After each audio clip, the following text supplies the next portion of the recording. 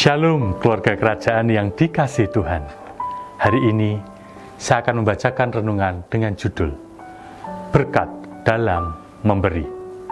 Diambil dari Amsal 11 ayat 24 sampai dengan 25. Ada yang menyebar harta tetapi bertambah kaya. Ada yang menghemat secara luar biasa namun selalu berkekurangan. Siapa banyak memberi berkat, diberi kelimpahan. Siapa memberi minum, ia sendiri akan diberi minum. Keuangan seringkali dipandang sebagai sesuatu yang harus dijaga, ditimbun, dan diamankan demi masa depan.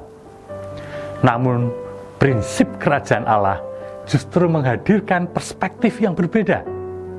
Memberi bukan menahan atau menimbun, adalah jalan menuju kecukupan sejati. Dalam kehidupan sehari-hari, kita kerap takut kekurangan jika terlalu murah hati.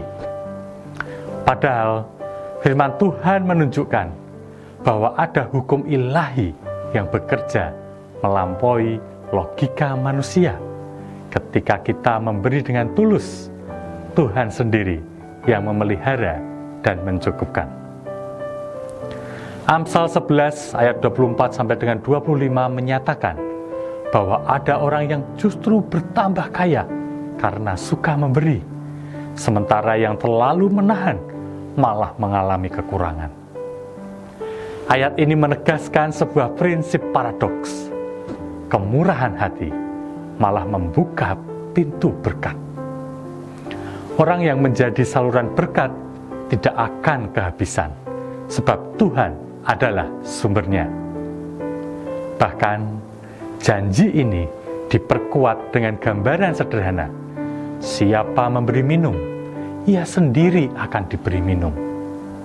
Artinya, tindakan memberi bukan hanya berdampak bagi orang lain, tetapi juga kembali kepada si pemberi dalam bentuk pemeliharaan Tuhan. Seringkali kita memberi hanya saat merasa cukup. Namun, firman ini menantang kita untuk percaya bahwa kecukupan bukanlah syarat untuk memberi, melainkan hasil dari memberi. Kemurahan hati mencerminkan iman bahwa kita percaya Tuhan sanggup melimpahkan anugerah-Nya.